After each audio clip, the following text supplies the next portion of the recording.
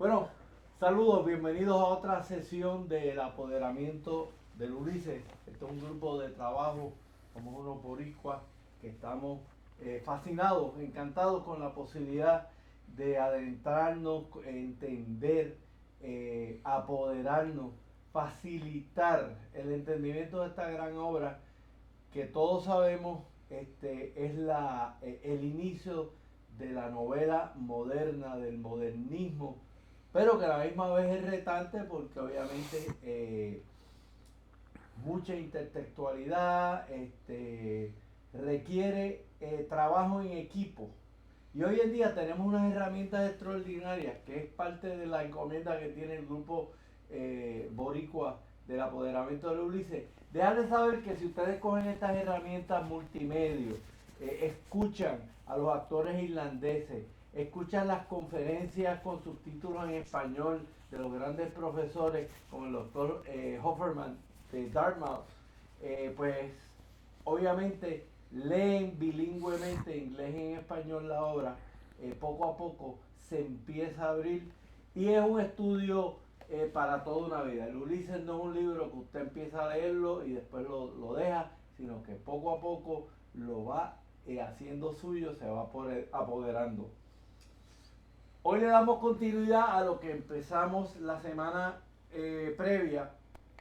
Capítulo 3. Capítulo 3 comienza con nuestro héroe o el prototipo de lo que era el autor James Joyce cuando era un artista joven, que ya está madurando, ya está poniendo en perspectiva las dificultades de la vida, ya no es tan idealista. Y está caminando en esta playa famosa de Dublín, Sandymount, y tiene todas estas ideas en su cabecita loca. Este es el monólogo interior que prácticamente captura el 80% de toda el texto de este capítulo fascinante. Así que mi compañero Nelson Roura va a estar hablando con ustedes sobre los detalles de consideraciones filosóficas, pero también nos vamos a irlandarizar un poco, vamos a conocer un poco de la historia de Irlanda para tener el contexto. Acuérdense que Irlanda y Borinquen comparten esa historia de colonialismo, somos islas, y eso es interesante. Hay una cita que en algún momento la voy a buscar de un patriota irlandés. Si usted le quita el Robert Emmet y le pone Ramón Emeterio Betance, va a sentir que encaja la frase perfectamente.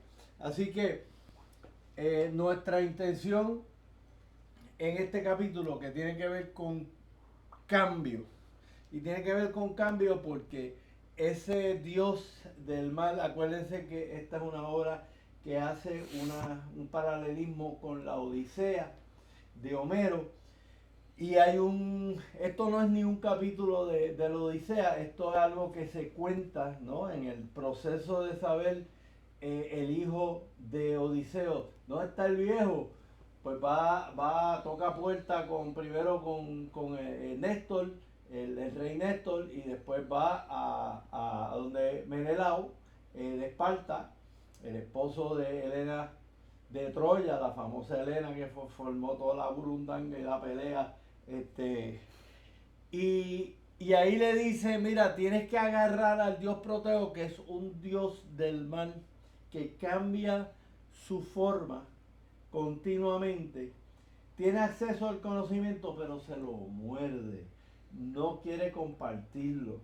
Y para eso usted tiene que agarrarlo. Y es una metáfora de lo que es este capítulo, de cómo agarro la verdad, por dónde le entro por la vista, le entro por los oídos, cómo eso transforma, cambia, añade a mis pensamientos. Todo eso el profesor Nelson Rolla nos lo va a estar discutiendo, compartiendo, y de nuevo termino enfatizándole que aquí estamos para que usted se informe de cómo leer este gran libro, desarrolle la destreza y que lo podamos inspirar a que esta escalada tan empinosa, este Monte Everest, vale la pena hacerlo. Y siempre vamos a estar tratando de tener pinceladas amplias del bosque a la misma vez que bajamos al detalle del árbol, del sendero y miramos esos momentos donde hay mucha sabiduría en pocas oraciones y en pocas palabras. Así que vamos a pasar y retomamos todo el proceso de la complejidad, el reto y la oportunidad que representa el proteo, consideraciones filosóficas, pero también hoy en el contexto de Irlanda. Buenos días. Estamos haciendo la tercera presentación del proteo y quiero comenzar con un resumen de lo que hemos presentado al principio, que básicamente era presentarles mi trasfondo desde mis orígenes en Yauco, Puerto Rico, después la importancia de Sandy Mount para Joyce, y entonces empezamos a bregar con el cambio en proteo y después entramos en las primeras palabras del capítulo y comenzamos con un ejercicio de percepciones y tratar de poner en palabras lo que estamos viendo en la pantalla, y entonces hablamos de lo inevitable, de los pensamientos como discurrían en Stephen, y ahí les di yo un esquemita de cómo yo entiendo que ocurren las percepciones en los seres humanos a nivel neurofisiológico. Después el doctor Claudio presentó sobre la parte metafísica y filosófica, hablando de Aristóteles y de Berkeley. Y habíamos quedado que hoy íbamos a empezar por el viaje a Irlanda. Entonces, lo primero que yo quiero presentarles es cómo fue mi viaje a Irlanda, que yo me interesé en ir a Irlanda porque tiene muchas similitudes con Puerto Rico. Políticamente somos islas, el catolicismo es prevaleciente.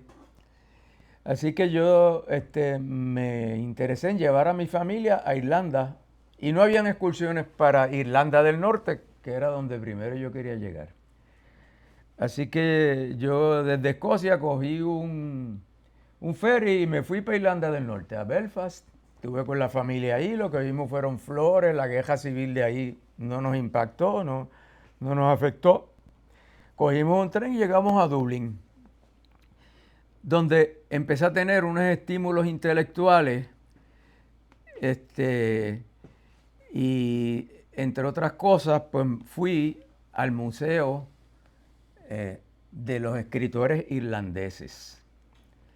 Y aquí pues yo quiero darle una pequeñita excursión por el museo y comentarles que ese museo ya no existe. Por lo tanto, vamos a darle escape y escape. Por lo tanto, páralo. Bueno, y entonces una de las cosas que me impactó en Dublín fue el Museo de los Escritores de Dublín, que es la arquitectura típica de la ciudad. Y entonces entré en el museo, simplemente maravilloso, y me familiaricé con el hecho de que Dublín en realidad es una ciudad bien polarizada hacia las artes y los escritores. Y pues les voy a leer una leve descripción del museo, porque la verdad que fue impactante para mí, y de ahí yo salí convencido de que yo tenía que envolverme con la literatura de Irlanda. Entonces aquí lo que estamos viendo es que Dublín es una ciudad de poetas y literatos, que siempre ha jugado un rol importantísimo en la vida social y cultural de la ciudad. Se puede argumentar que la literatura ha sido uno de las exportaciones más influyentes de Irlanda. Y entonces, the roll call of Irish writers with close ties to Dublin includes Jonathan Swift, Bram Stoker, James Joyce, George Bernard Shaw, W.B. Yeats, and Brendan Bayham. Solamente para nombrar unos pocos. Y la tradición de los escritores de Dublín continúa con gente como Roddy Doyle, Joseph McConnor y otros muchos que han influido mucho en la literatura mundial. Fue tanto el impacto que tuvo en mí el estar en ese museo que llegué a Puerto Rico, me compré el Ulises porque entendía que era la obra magna y empecé a leerlo. No obstante,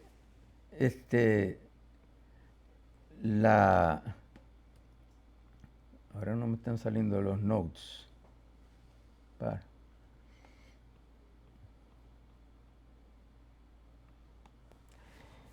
Bien, así que el consumidor de las humanidades, que es lo que yo soy, yo no soy un experto ni un erudito en nada de las humanidades, simplemente tengo un interés muy peculiar desde hace años. Y cuando regreso y veo que no puedo leer solo el Ulises, pues paso lógico, pues me voy a estudiar la Odisea. El poema es, junto a la Ilíada, uno de los primeros textos de la épica grecolatina y por lo tanto de la literatura occidental. Se cree que el poema original fue transmitido por vía oral durante siglos por aedos que recitaban el poema de memoria, alterándolo consciente e inconscientemente. Era transmitido en dialectos de la antigua Grecia. Ya en el siglo IX a.C., con la aparición del alfabeto, tanto la Odisea como la Ilíada pudieron ser las primeras obras en ser transcritas, aunque la mayoría de la crítica se inclina por datarlas en el siglo VIII a.C. Debo mencionar también que Hesiodo había escrito o hablado su obra antes de Homero. O sea que eso antecede a la escritura en griego. Fíjate, déjame comentar esto porque me parece bien interesante que nosotros con las herramientas de multimedia, como Nelson claramente destacó, el Odiseo es un cuento que se contaba oralmente. Había una vez y dos son tres y este hombre con gran capacidad oratoria lo hacía. Hoy en día tenemos las herramientas que se las recomendamos, ¿verdad, Nelson? Que cojan el libro, empiecen a leerlo con el Joyce Project y pongan la grabación de radio, televisión irlandesa, RT, donde van a escuchar el Ulises, que viene del Odiseo y que viene de esta tradición del cuento oral. Así que aquí la tecnología nos está ayudando a volver al pasado. Muy bien. Pues entonces vamos a las partes difíciles. Y el doctor Claudio pues me asignó que hablara sobre la lucha política irlandesa. Y entonces voy a ir a algunos de los enlaces que nos lleva el Joyce Project, como él ha señalado. Y el primero es el mediodía de los sueños, que Stephen en sus meditaciones que está caminando por esa playa al mediodía, que es la hora de la siesta básicamente. Dice, el mediodía duerme. Los pensamientos de Stephen se alejan de París en el mañana a París al mediodía. Y la escena cambia de varios enamorados parisinos imaginados a un particular recordó haberse reunido con Kevin y Patrice Egan, que eran unos revolucionarios expatriados. Pero el mediodía es acercándose también en el momento presente, en el Sandy Mount. Y la narración vinculará a Stephen con varios diferentes representaciones literarias de dioses y semidioses, dormir la siesta al mediodía. Una de ellas, al menos implícitamente, es el Proteo de Homero. Entonces aquí nos hablan un poquito de la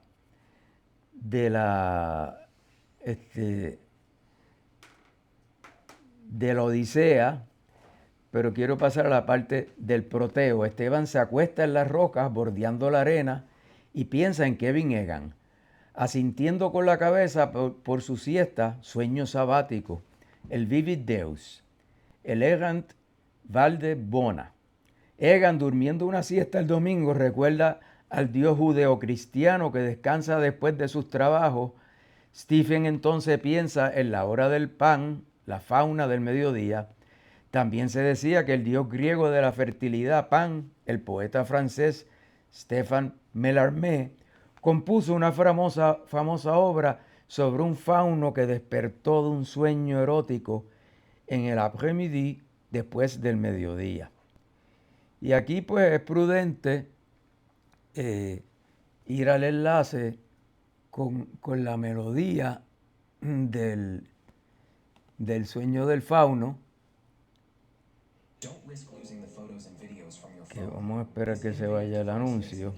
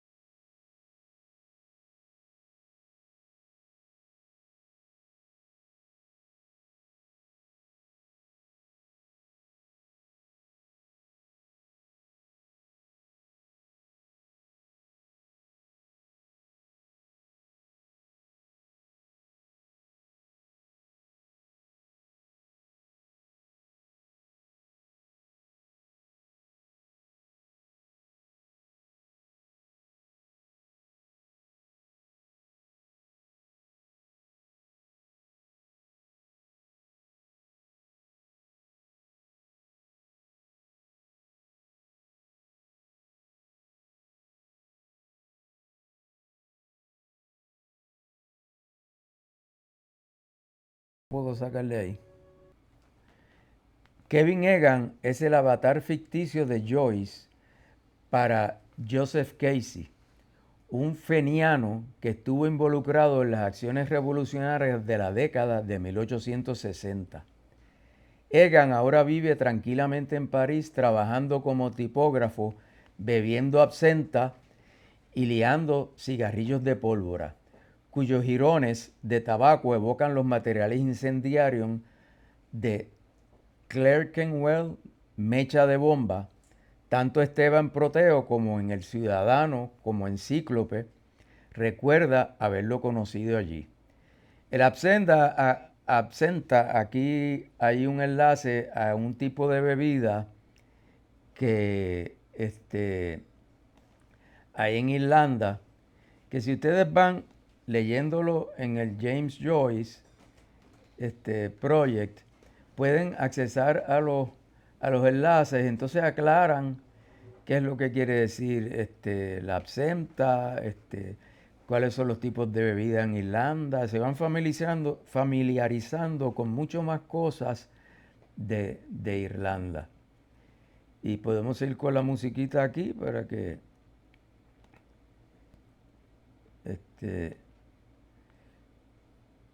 nos sigamos entreteniendo, pero no está saliendo.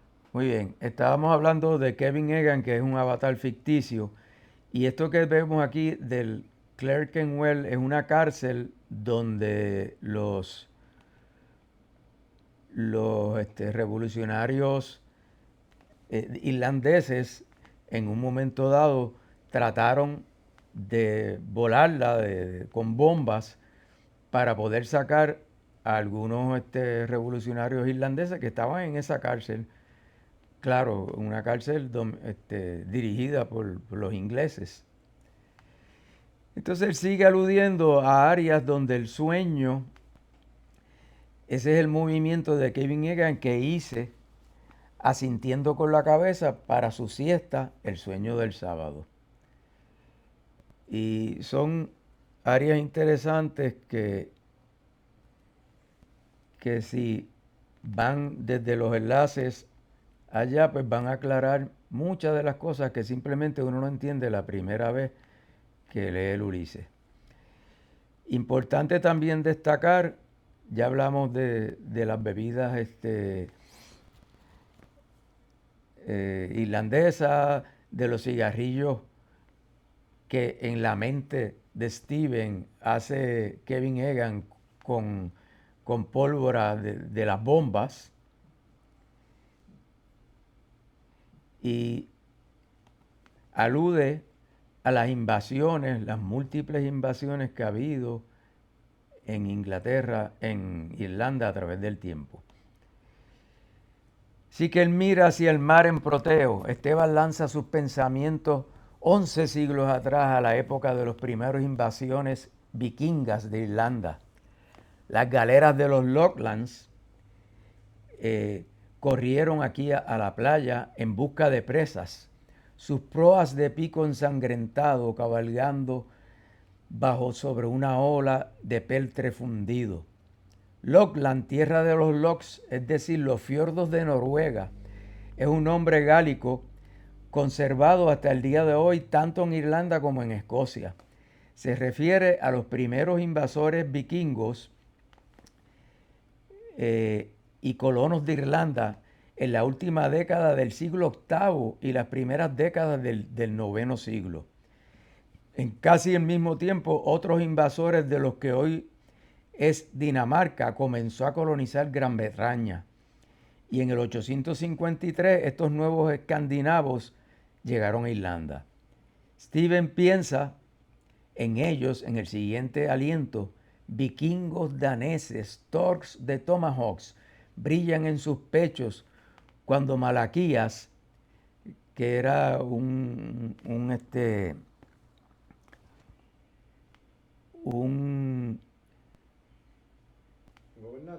personaje, yo creo que mítico o mitológico de Irlanda, la Irlanda vieja. Después ellos nos aclararán, perdonen que no fui preciso.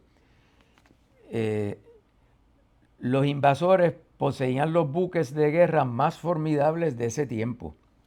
Cocinas ligeras, esbeltas, flexibles y de poco calado que podían cortar los mares rápidamente, aventurarse por los ríos, que era la situación aquí en el río de Dublina, y la tierra en las playas.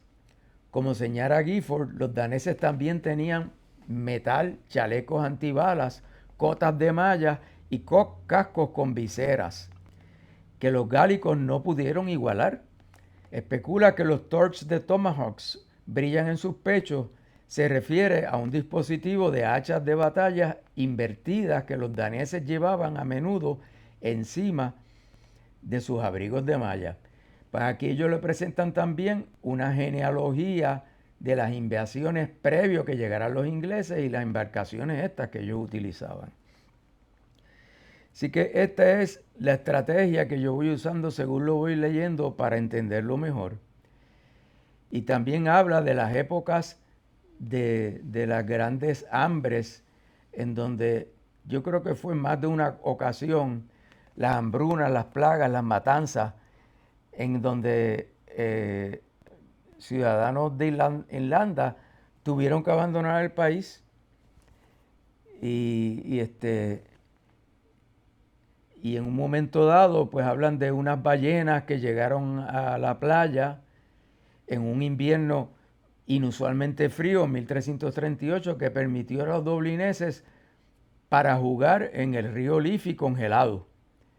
Y entonces les presenta aquí, pues, las explicaciones históricas y unas imágenes que nos hace comprender, pues, lo que dice en el texto. Y en realidad lo que pasó es que la gente se paraba en el río porque se había congelado. Y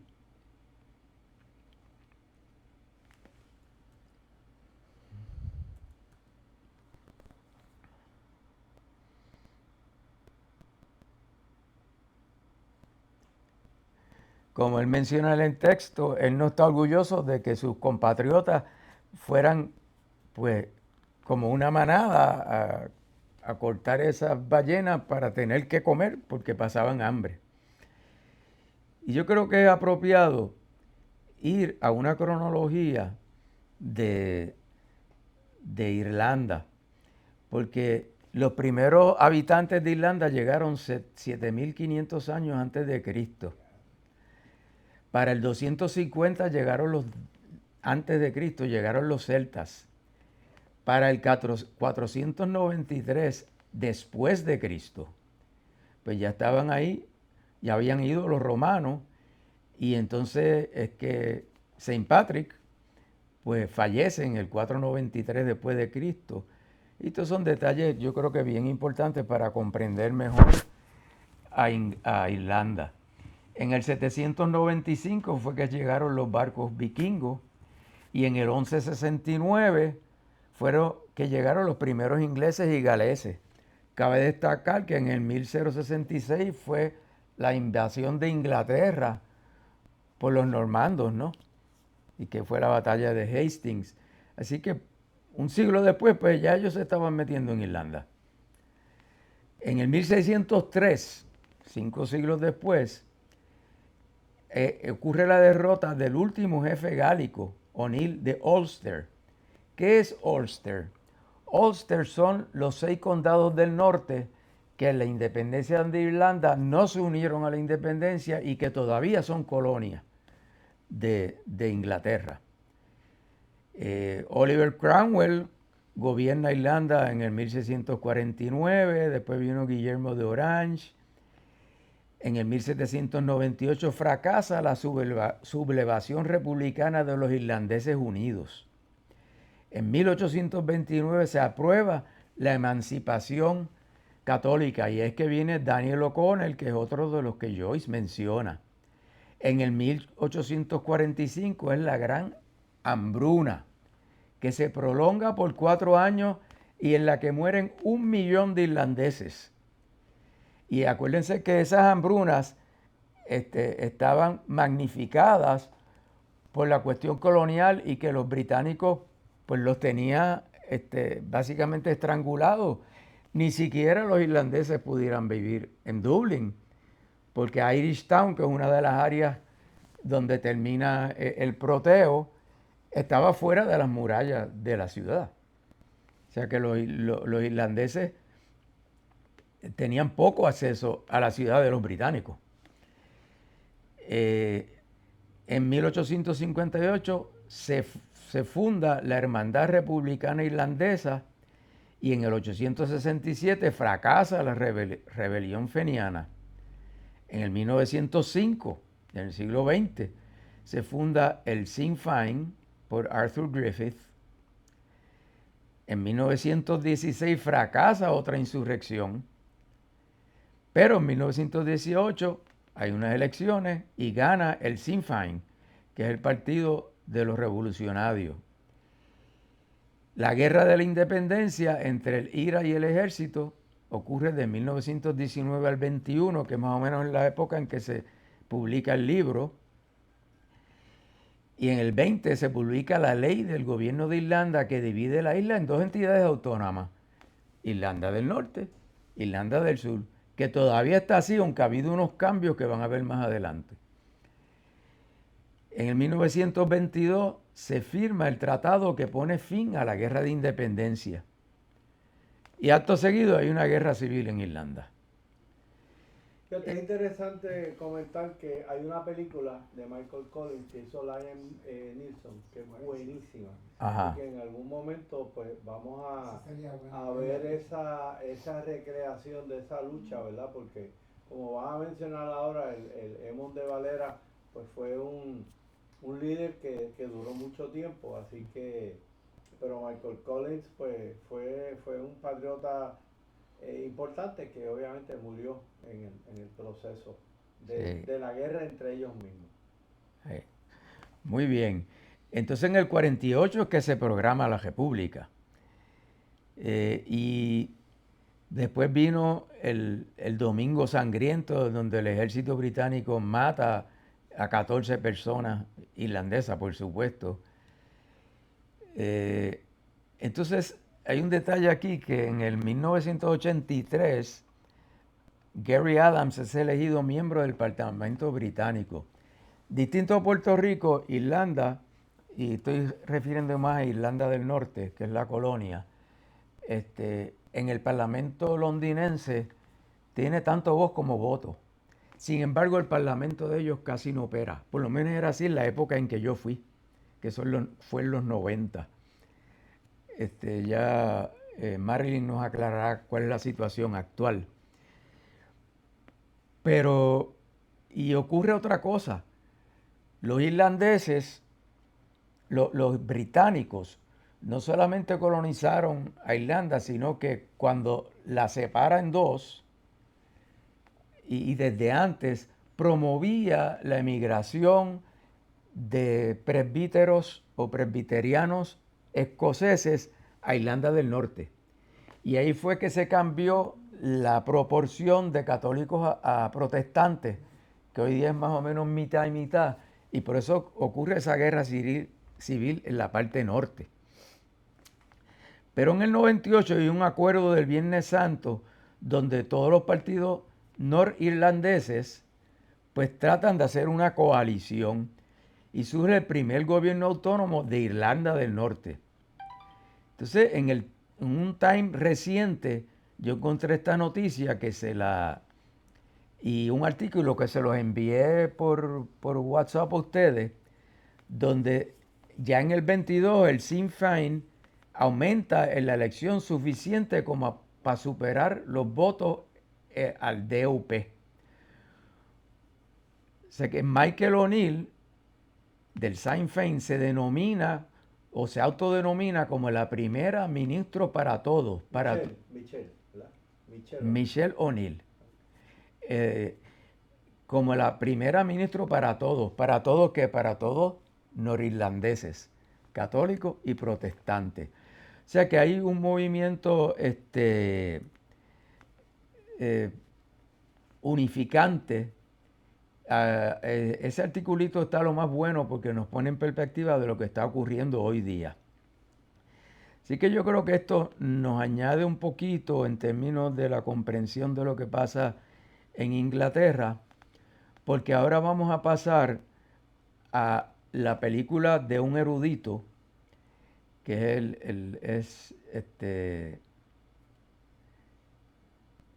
Huff.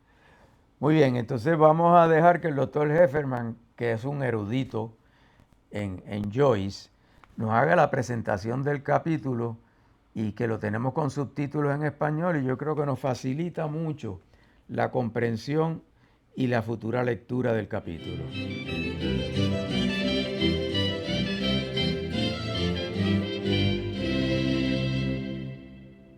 For many readers of Ulysses, Chapter 3 is the worst sand trap ever put into words. Joyce himself seems to have foreseen that we might get stuck here with Stephen Dedalus on Sandymount Strand or sink into this chapter like quicksand and never get out. As Stephen walks across the beach, we read unwholesome sand flats waited to suck his treading soles, breathing upward sewage breath. A porter bottle stood up, stogged to its waist in the cakey sand dough. Elsewhere, Stephen sees a beached boat as a symbol of language itself going nowhere, just words accumulating, piling up in layer upon layer. So this chapter is the first major test for readers of Ulysses. Can we slog our way through the sands of this chapter? Or will we simply be blinded by a sandstorm of polysyllabic words, such as the very first words of the chapter, ineluctable modality of the visible? I suspect this chapter is the chief reason why many people who start reading Ulysses never get close to finishing it. A good friend of mine who was over 80 years old and who loves to read told me recently that he has never got past chapter 3. With this problem, there are two solutions. The simplest and most radical is to skip chapter 3 and just plunge into chapter 4, the first chapter on Leopold Bloom, which is far more readable. There is no law that says you have to read the chapters of Ulysses in order, or that you ever have to read all of the chapters. But if you skip chapter 3, you'll miss an important chance to see how Stephen's imagination works on the world around him. So try slipping out of your shoe and stepping onto the beach, because that's what this chapter is, a walk on the beach. It's a very cerebral walk, a philosophic walk taken by a highly intellectual young man, but it's also our fullest introduction to his mind and imagination.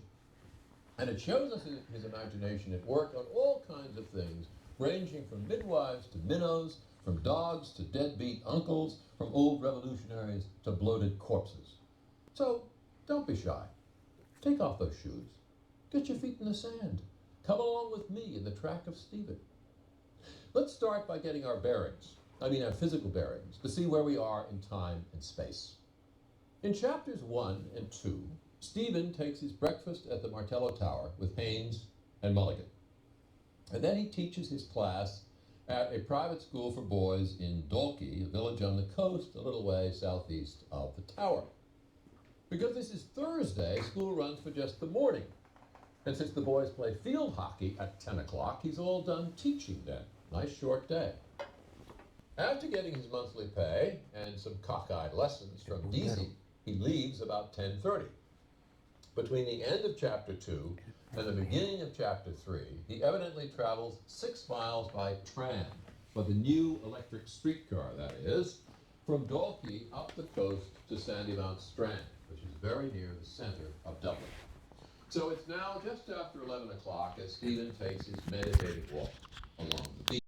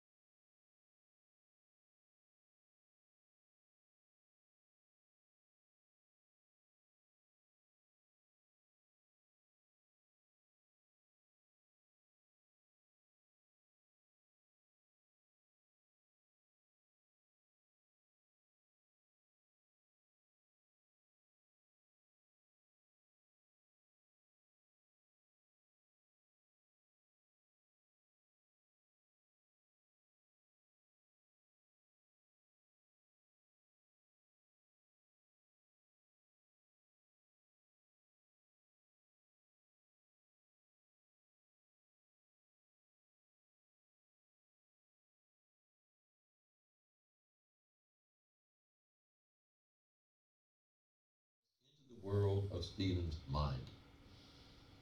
Now, because Stephen is an extraordinarily philosophical young man, this is not an easy mind to penetrate. But let's see how far we can get with the help of our old friend Homer.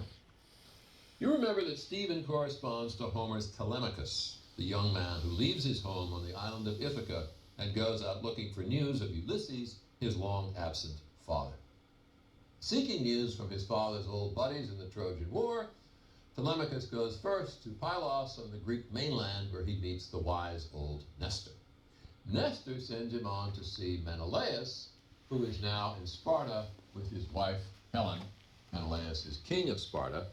Menelaus is in Sparta, back in Sparta with his wife Helen, the same Helen that ran off with Paris and thus ignited the war between the Trojans and the Greeks. Helen and Menelaus are both back together in Sparta, but Menelaus has no idea what's happened to Ulysses. All he can do is tell the story of his own homecoming, which is harrowing enough. Coming back from Troy, Menelaus is shipwrecked on the island of Pharos off the coast of Egypt. And the only way he can learn how to get home is to ask Proteus, a minor sea god with one amazing power. He can turn himself into any form that he wants.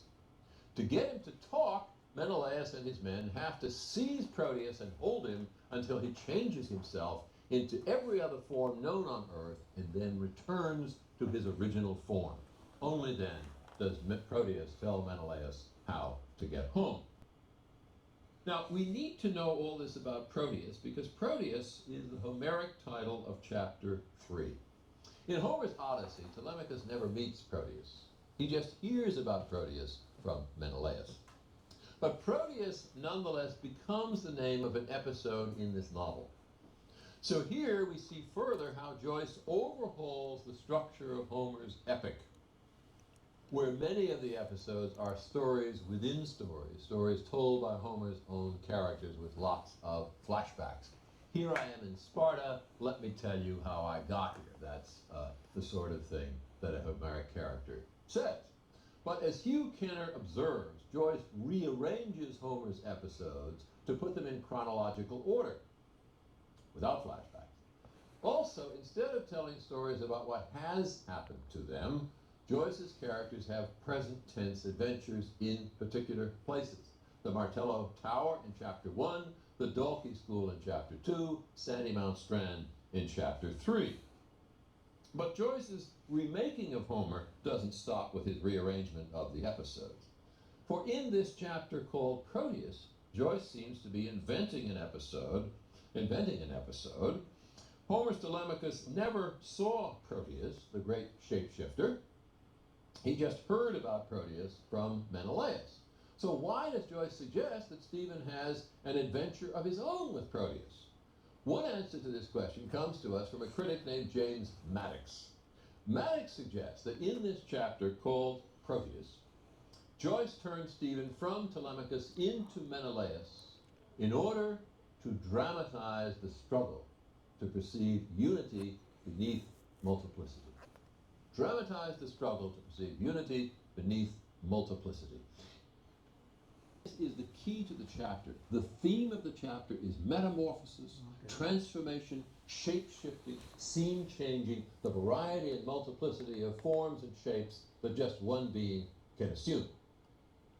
Now, this sounds perhaps rather abstract, but we have to grapple with a certain amount of abstraction if we want to follow Stephen in this chapter, for Stephen is an extraordinarily philosophical young man.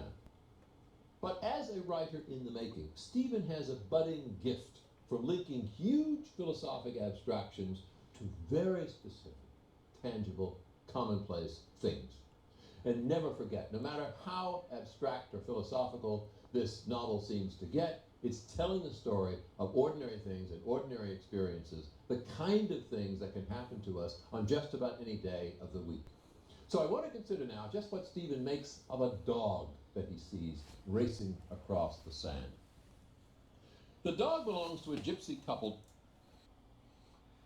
Bueno, no cabe la menor duda de que nuestro personaje Steven está profundamente meditando sobre la vida mientras camina y hace una actividad común y corriente. Y esto, fíjense que a pesar de que él tiene una mente extremadamente filosófica, Nelson, yo creo que todos filosofamos, todos siempre estamos pensando en lo que vemos, en lo que oímos. Así que para la próxima sesión, ¿qué vamos a estar asimilando sobre los componentes filosóficos estos que aparente y alegadamente está haciendo Stephen? Bueno, lo que pasa es que él habla de que es la filosofía del lenguaje común, pero siempre está haciendo referencia a los grandes filósofos y entonces nosotros tenemos, yo entiendo que por obligación, entrar por lo menos dentro del marco de referencia de la poca erudición que yo pueda tener sobre lo que he aprendido de los filósofos, los profesionales. Y por lo tanto, pues yo creo que procede hablar de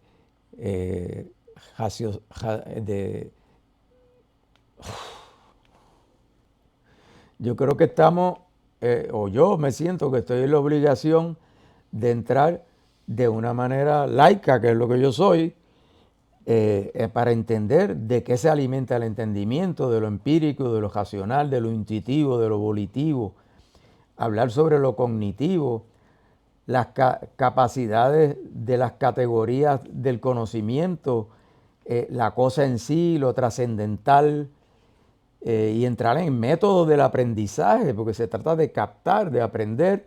Así que podemos hablar un poquito de la mayéutica, de la dialéctica, de la intuición, de la experimentación, de la correspondencia entre la realidad y lo que tenemos en nuestras mentes, de la aproximación, donde yo me tomé la libertad de traducir al español lo que habla Joyce del almosting, que para mí sería un casi casiando. Tenemos que ver nuestra voz interior, el mantra, la yoga, la nada, los sutras, los cánticos, porque todo eso es parte de nuestra meditación para entonces hacer unas explicaciones neurofisiológicas sencillas de cómo es que se procesa lo percibido por los sentidos, y ahí pues vamos a entrar en detalle, para entonces después entrar en mi verdad de cómo yo aprendí a Platón y cómo él le quitó prevalencia a la opinión y nos llevó al conocimiento y nos explicó sobre la mayéutica que usaba Sócrates y después para entrar en la clasificación de los saberes de Aristóteles y la jerarquía del conocimiento, que ahí pues yo les envié un documento por WhatsApp que no va a salir tan bien como lo vamos a hablar aquí, en donde yo les he destacado las partes de este escrito que yo creo que son relevantes a lo que nosotros estamos aprendiendo aquí sobre los filósofos que se han envuelto en el conocimiento. Esto es un ensayo que yo escribí hace unos añitos, como en el año 2000, después lo revisé en el 2000, no, lo publiqué en el 2010, después lo revisé en el 2017, que va dirigido al movimiento de odontología basada en la evidencia, pero que he destacado las cosas que yo creo que son relevantes para nuestro estudio aquí. Así que eso es lo que yo pensaba, si ustedes están de acuerdo, de tratarlo en las próximas sesiones, para entonces hablar de la cosa en sí, un poquito más de conocimiento, ir a la meditación, al estudio de los sueños y el artículo que el doctor Claudio nos envió referente a la meditación. Así que yo creo que eso es quizás lo que nosotros debiéramos tratar la próxima vez, porque este es el artículo, no me sale el enlace, que nos envió el doctor Claudio, pues se los presento la próxima vez. Esa parte la puedes buscar si quieres.